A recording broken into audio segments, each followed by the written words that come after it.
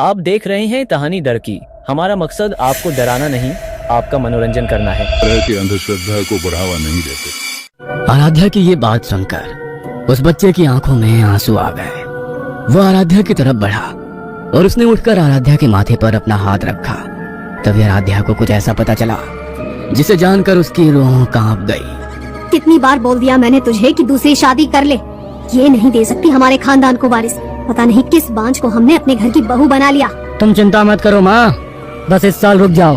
उसके बाद मैं इसे तलाक देकर दूसरी शादी करूंगा।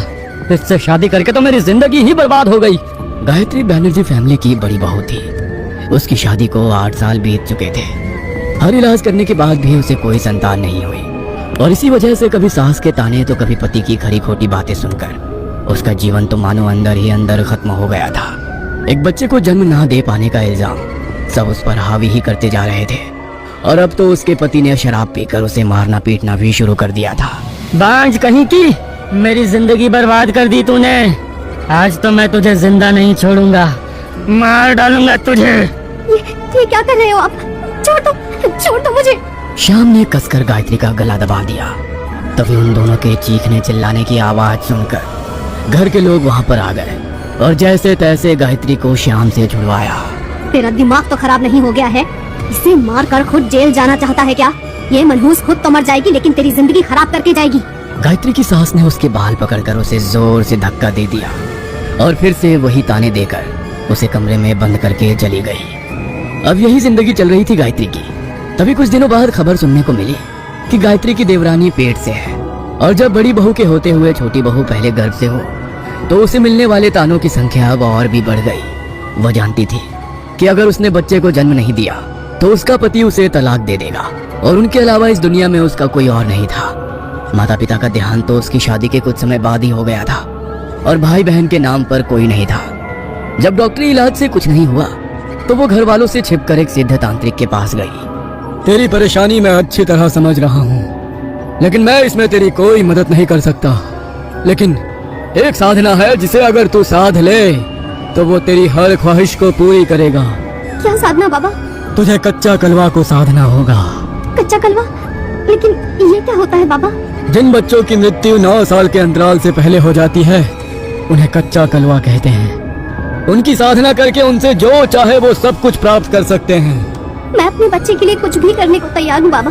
बताइए मुझे क्या करना होगा? जब छोटे बच्चों की मृत्यु हो जाती है तो उनके शव का अंतिम संस्कार नहीं किया जाता।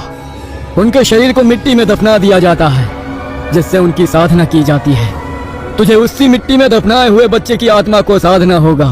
लेकिन कैसे बाबा? मेरे पास अभी तुझे कुछ समझाने का समय नहीं है। मैं जानता हूँ ये मेरे जीवन का आखिरी समय चल रहा है, इसलिए मैं ये साधना करने में तेरी कोई सहायता नहीं कर पाऊंगा। लेकिन इस तंत्र की किताब में कच्चा कलवा साधने की विधि लिखी है। उस विधि से तू उसकी साधना करना और उसे साध कर दुनिया की जो भी खुशी तुझे चाहिए वो उससे मांग लेना। वो तुझे सब दे देगा। लेकिन इस बात का खास ध्यान रखना कि जिस कब्र को तू खोदेगी वो एक छोटे बच्चे की हो। गायत्री के दिमाग में अब ये बात बैठ गई। अब वो हर दूसरे तीसरे दिन कब्रिस्तान के पास जाकर चक्कर लगाने लगती और देखती कि कहीं किसी ने अपने मरे हुए बच्चे को दफनाया है या नहीं। तभी एक दिन एक बच्चे की मृत्यु हुई और उसके घर वाले उसे दफना कर रोते हुए वहां से चले गए।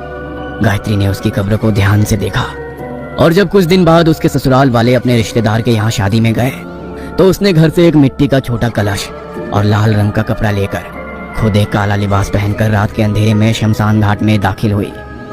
उसने उसी कब्र को खोदा और बच्चे के शरीर के बचे हुए कुछ टुकड़े, थोड़ी मिट्टी और कुछ हड्डियों को उस कलश में भर दिया और उस कलश को उस लाल कपड़े से बांध दिया। वह शमशान घाट में बैठकर कच्चा कलवा को साधने के लिए साधना करने लगी। उसने यज्ञ कुंड के पास रखे एक धारदार चाकू से अपनी हथेली पर एक चीरा लगाया और उसकी हथेली से बहकर खून जब यज्ञ कुंड में पड़ा तो आग की लपटें बहुत ऊपर तक उठी और उसे किसी बच्चे के रोने की आवाज सुनाई दी। बच्चे की रोने की आवाज सुनकर वह अचानक डर गई। तभी वहां पर रखा वो कलश जिसमें उसी मृत्यु बच्चे की हड्डियां और शरीर के टुकड़े थे अचानक हवा में उड़ने लगा और बच्चे के रोने की बहुत तेज चीख के साथ सब कुछ अचानक से शांत होकर वह कलश उसके पास आ गया। वो उस साधना को करके बहुत खुश थी कि अब वो भी माँ बन पाएगी। उसने उस कलश को अपने पल्लू में छुपाया और रात के लगभग 3 बजे अपने घर में दाखिल हुई। घर के सब लोग शादी में गए थे, तो उससे सवाल करने वाला भी कोई नहीं था। घर आकर वो सबसे पहले अपने कमरे में गई। उसके कमरे में कुछ तंत्र का सामान बिखरा हुआ था। उसमें से उसने सिंदूर उठाया और कलश पर एक अजीब सा निशान बना दिया। उसने किताब में लिखा एक मंत्र बोला और कलश को लेकर वो सीधी अपने आंगन में गई और वहां की मिट्टी खोदकर उसने उस कलश को वहीं दबा दिया। वो उसे मिट्टी में दबाकर घर के अंदर जाने लगी। तभी उसे पीछे एक बच्चे की आवाज सुनाई दी। मैं यहाँ पर अकेला नहीं रहना चाहता, तुम मुझे भी अपने साथ ले जाओ ना। गायत्री ने तांत्रिक बाबा द्वारा दी गई उस तंत्र की किताब में कच्चे कलवे को सिद्ध करने की विधि को तो पढ़ लिया था, लेकिन वो ये पढ़ना भूल गई थी कि अगर साधना पूरी होने के बाद और कलश को मिट्टी में गाड़ने के बाद चाहे कुछ भी हो जाए, लेकिन उसे पीछे मुड़कर नहीं देखना है। लेकिन जब उसके कानों में वो आवाज पड़ी तो उसने पीछे मुड़कर देख लिया। 2 दिन बाद उसके परिवार वाले शादी से वापस घर आए तो उनके होश उड़ गए। गायत्री का पूरा शरीर नीला पड़ चुका था और उसकी जीभ भी बाहर को लटक कर आई हुई थी। वो इतनी भयानक लग रही थी कि घर वाले उसे देखने की वे हिम्मत नहीं कर पा रहे थे।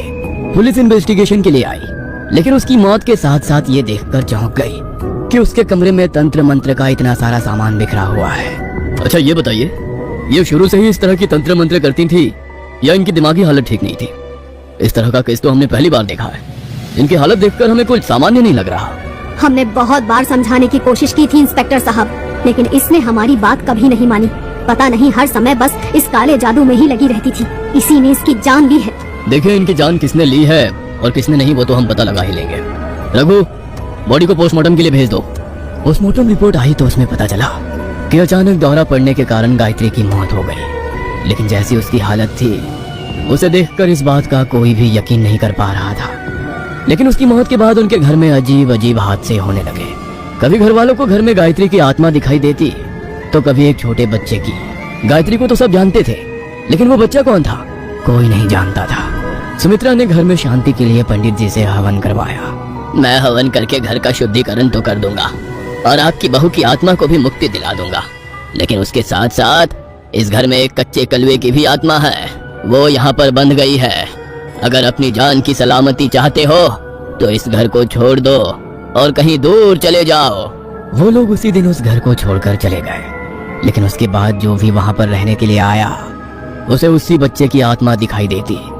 वो किसी को नुकसान नहीं पहुंचाता था, लेकिन जब कोई किसी आत्मा को अपने सामने देख ले तो डर के मारे उसे वो घर छोड़कर जाना ही पड़ता।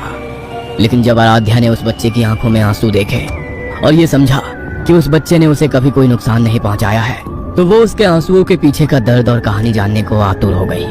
और आज जब उसने उसके पीछे की कहानी जान ली थी तो वो सब कुछ समझ गई। मैं समझ गई हूँ कि उसने अपने स्वार्थ के लिए तुम्हारी अस्थियों को साध कर तुम्हें कैद कर लिया और तुम्हारी मुक्ति का मार्ग बंद हो गया, और इसीलिए तुम इतने सालों से इस घर में भटक रहे हो। शायद तुम हमेशा सबको इसीलिए नजर आते थे कि कोई तुम्हें मुक्त करा सके, मगर कोई तुम्हें समझ ही नहीं पाया। लेकिन मैं तुम्हें और परेशान नहीं होने दूंगी। तुम मुक्ति के लिए तड़प रहे हो। मैं चाहती हूँ कि तुम्हारी मुक्ति हो और तुम फिर से इस दुनिया में एक बच्चे के रूप में जन्म लो। आराध्या अब उसकी कहानी जान चुकी थी और वो नहीं चाहती थी कि वो और सालों तक इसी तरह तड़पता रहे। उसने सब कुछ मोहित को बताया, लेकिन उसने फिर से उसकी बात पर विश्वास नहीं किया। तो वो सीधे मंदिर के बड़े पुजारी जी के पास गई। जिन बच्चों की आत्माओं को कच्चा कलवा साधना करके कैद कर लिया जाता है, उनकी मुक्ति इतनी आसानी से नहीं होती बेटी। उसकी मुक्ति के लिए 21 ब्राह्मणों को एक साथ घर में बैठकर यज्ञ करना होगा, तभी उसकी मुक्ति हो पाएगी। उसकी मुक्ति का जो भी मार्ग है आप कीजिए पुजारी जी। आराध्या ने घर पर पूजा रखी। पहले तो मोहित इस बात पर बहुत गुस्सा हुआ, लेकिन जब उसने यज्ञ होते देखा और अपनी आंखों के सामने उस बच्चे की आत्मा को मुक्त होते हुए देखा तो उसे आराध्या की सारी बातें समझ आ गई। ब्राह्मणों ने आंगन में गड़े उस कलश को निकालकर उसे यज्ञ कुंड में प्रवाहित कर दिया। पूरे 21 ब्राह्मणों के कई घंटे तक किए गए यज्ञ के बाद उस बच्चे की आत्मा मुक्त हो गई। लेकिन जब वो मुक्त हो रहा था तब उसने अपनी आंखों में आंसू भरकर आराध्या को देखते हुए एक बात कही। माँ, तुमने मुझे बहुत प्यार दिया। मैं तुमसे वादा करता हूँ, मुक्त होकर मैं तुम्हारे पास वापस जरूर लौटूंगा। आराध्या की आंखों में भी आंसू आ गए और वो एक रोशनी बनकर आकाश में कहीं ओझल हो गया। डॉक्टर ने तो ये कह दिया था कि आराध्या कभी माँ नहीं बन सकती। लेकिन जिस दिन वो बच्चा मुक्त हुआ था, उसके ठीक 9 महीने बाद आराध्या ने अपने बेटे को जन्म दिया। वो समझ गई थी कि वही बच्चा लौटकर उसके पास आया है। उसके दुलार के लिए तरसता वो बच्चा अब उसकी गोद में खेलकर खिलखिला रहा था। और डॉक्टर भी आराध्या का ये मिरेकल केस देखकर हैरान थे। लेकिन इसके पीछे की सच्चाई तो सिर्फ आराध्या ही जानती थी।